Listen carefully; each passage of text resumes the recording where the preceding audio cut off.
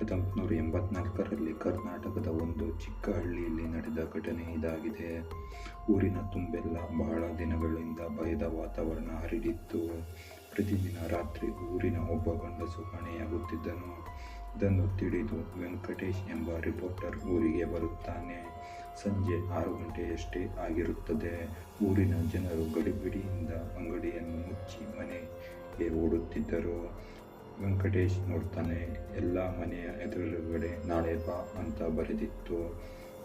ಅವನು ಅಲ್ಲೇ ಹೋಗುತ್ತಿದ್ದ ಪೂಜಾರಿಯನ್ನು ನಿಲ್ಲಿಸಿ, ಈ ಊರಿನಲ್ಲಿ ಏನು ನಡೀತಿದೆ ಎಂದು ಕೇಳಿದ.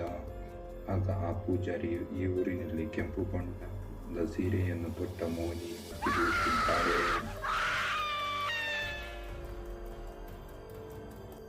ಅವಳು ಪ್ರತಿದಿನ ರಾತ್ರಿ ಮನೆಗೆ ಹೋಗಿ ಬಾಗಿಲು ಬಡಿಯುತ್ತಾಳೆ ಮತ್ತು ಆ ಮನೆಯ ಗಂಡಸಿನ ಹೆಸರನ್ನು ಕೂಗುತ್ತಾಳೆ. ಯಾವುದೇ ವ್ಯಕ್ತಿ ಅವಳ ಧ್ವನಿಯನ್ನು ಕಂಡುಹಿಡಿಯಲು ಆಗುವುದಿಲ್ಲ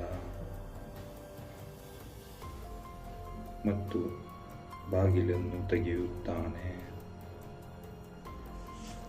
ಆಗ ಮೋಹಿನಿಯು ಅವನನ್ನು ತನ್ನ ವಶ ಮಾಡಿಕೊಂಡು ಬಹಳ ದೂರ ಕರೆದುಕೊಂಡು ಹೋಗಿ ಸಾಯಿಸುತ್ತಾಳಂತೆ.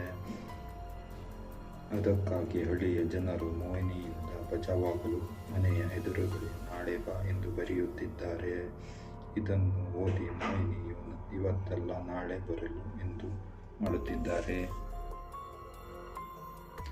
ಇದಿಷ್ಟು ಹೇಳಿ ಪೂಜಾರಿ ಬೇಗ ಅವನ ಮನೆಯ ಕಡೆ ಹೊರಟನು. ವೆಂಕಟೇಶನಿಗೆ ನಾಳೆಗೆ ಒಳ್ಳೆಯ ಕತೆ ಎಂದು ಸಿಕ್ಕಿತು. ಸ್ವಲ್ಪ ದೂರ ಹೋಗುತ್ತಿದ್ದಂತೆಯೇ ಅವನ ಸ್ಕೂಟರ್ ಪಂಚರ್ ಆಯಿತು. ಆಗ ಕತ್ತಲೆ ಆವರಿಸಿತ್ತು. ಎಲ್ಲ ಜನರು ಅವರವರ ಮನೆಯ ಒಳಗೆ ಹೋಗಿದ್ದರು.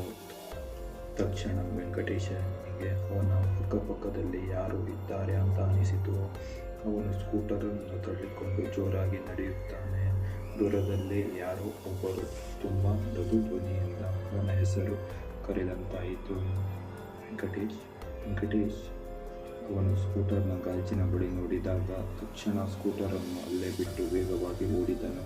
ಅವನು ಒಂದು ಚಿಕ್ಕ ಗಡಿಯೊಳಗೆ ಹೋಗಿ ಅಡಗಿದನು ಮತ್ತು ಬಾಗಿಲನ್ನು ಗಟ್ಟಿಯಾಗಿ ಮುಚ್ಚಿದನು. ಬಾಗಿಲನ್ನು ಹೊಡೆದ ಶಬ್ದ ಕೇಳುತ್ತಿತ್ತು. ವಿಚಿತ್ರವಾದ ಶಬ್ದಗಳು ಕೇಳುತ್ತಿತ್ತು.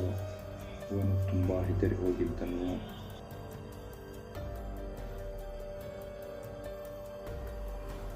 ಸ್ವಲ್ಪ ಸಮಯದ ನಂತರ ಎಲ್ಲ ಶಬ್ದಗಳು ನಿಶ್ಶಬ್ದವಾದವು.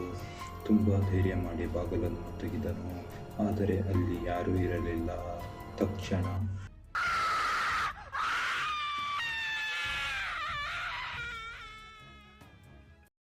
ಬೆಳಗ್ಗೆಯಾಯಿತು. ವೆಂಕಟೇಶನು ಅದೇ ಮನೆಯಲ್ಲಿ ಮೂರ್ಛೆ ಹೋಗಿ ಬಿದ್ದಿದ್ದನು. ಆ ದಿನವೇ ಇವತ್ತಿನ ದಿನವಾಗಿದೆ. ವೆಂಕಟೇಶನಿಗೆ ಹಿಂದಿನ ದಿನ ಏನಾಗಿತ್ತು ಎಂದು ನೆನಪಿರಲಿಲ್ಲ. ಹಳ್ಳಿಯ ಜನರು ಅವನು ಹಳ್ಳಿಯವನಲ್ಲ, ಅದಕ್ಕಾಗಿ ಬಚಾವಾದನು ಎಂದು ಹೇಳಿದರು.